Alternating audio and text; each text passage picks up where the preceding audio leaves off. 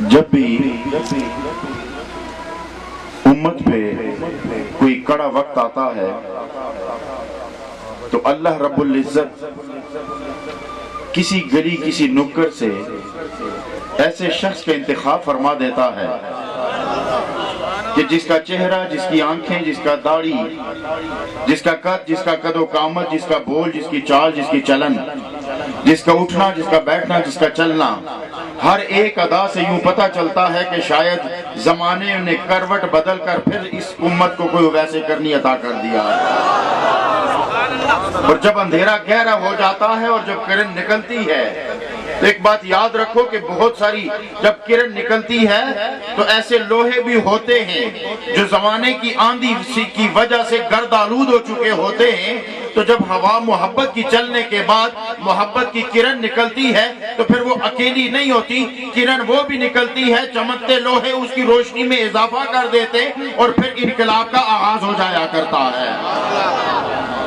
زمانہ تند و تیز ہوتا ہے، زمانے کی رفتار بدلتی رہتی ہے، تند و تیز زمانہ اپنی گرد ڈال دیتا ہے، مگر یاد رکھو ہیرا پھر بھی ہیرا ہوتا ہے۔ جب بھی کوئی مرد مجاہد عشق کی پھونک مارتا ہے گرد اڑتی ہے اور ہیرا پھر چمک اٹھتا ہے۔ تحریک لبیک ایک ایسی تحریک کا نام ہے کہ جس نے اس پرفتن دور میں امید کی ہے ایک ایسی کرن کو نکالا ہے کہ اس کرن کے نکلنے کی وجہ سے آج بڑے بڑے شاہوں کے محل بھی اور ان کے کنگرے لرزتے نظر آ رہے ہیں، اس لیے کہ مرد مجاہد کی صدا کچھ اور ہوا کرتی ہے۔ یہ بے سر و سامانی میں بھی جب میدان عمل میں نکلتے ہیں تو ان کا سرمایہ کیا ہوتا ہے؟ نگاہ بلند، سخن، دل نواز، جاں پرسوز، یہی ہے رکھتے صبر میرے کارواں کے لیے۔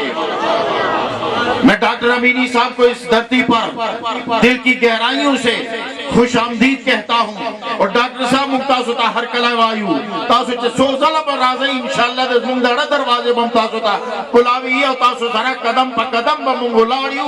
اور الحمدللہ خادم حسین رضوی صاحب کی ایک کمال بات یہ بتانا چاہتا ہوں کہ وہ کسی بڑے آستانے کے گدی نشین بھی نہیں تھے، کسی بڑی درسگاہ کے معتمد بھی نہیں تھے، کسی بڑی جائیداد کے جاگیردار بھی نہیں تھے، کسی آستانے سے فیض یافتہ بھی نہیں تھے۔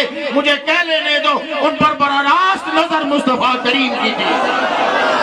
لبیک لبیک لبیک یا رسول اللہ، لبیک یا رسول اللہ، لبیک لبیک یا رسول اللہ، لبیک لبیک یا رسول اللہ۔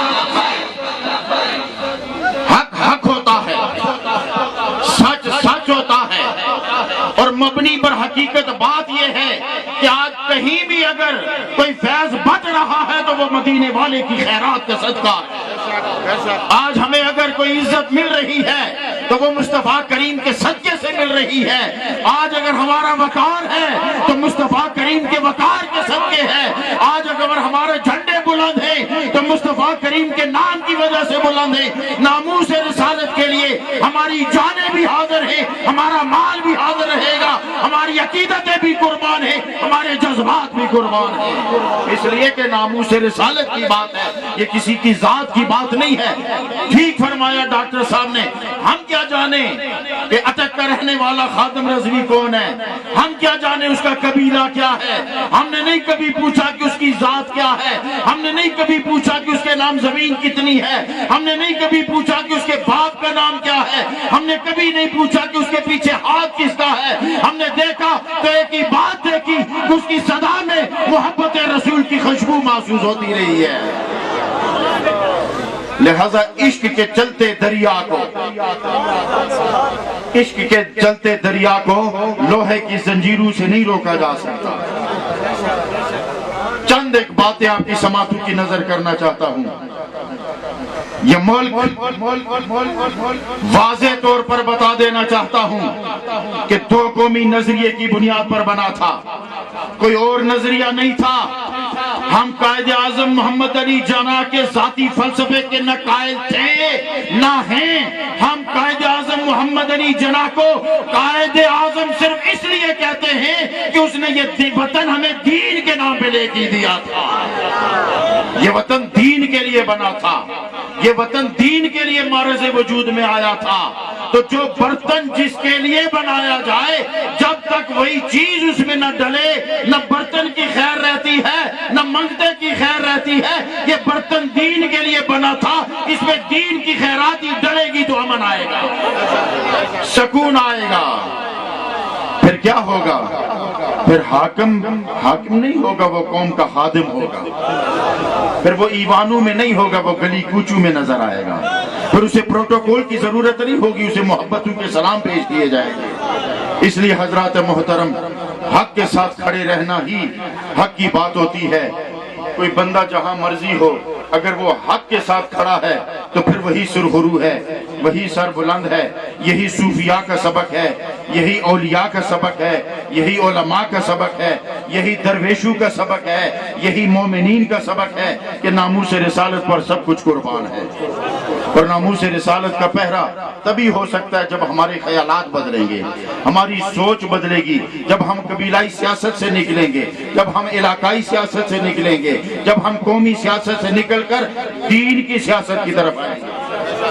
جدا جب دین سے ہو سیاست تو رہ جاتی ہے چنگیزی. دین سیاست سے جدا نہیں ہے. اگر کوئی یہ کہے کہ دین اور چیز ہے سیاست اور چیز ہے تو پھر ہم اسے بتا دینا چاہتے ہیں وہ تمہارا دین ہوگا جو سیاست سے نابلد ہے. ہمارے دین نے تو سیاست سکھائی ہے, ہمارے دین نے تو بتایا ہے کہ سیاست کیا ہوتی ہے, ہمارے دین نے تو بتایا ہے کہ سیاست کیا ہوتی ہے. ہمارے دین نے یہی سیاست بتائی ہے کہ جو امیر المومنین ہوتا ہے وہ جمعے کا امام بھی ہوتا ہے.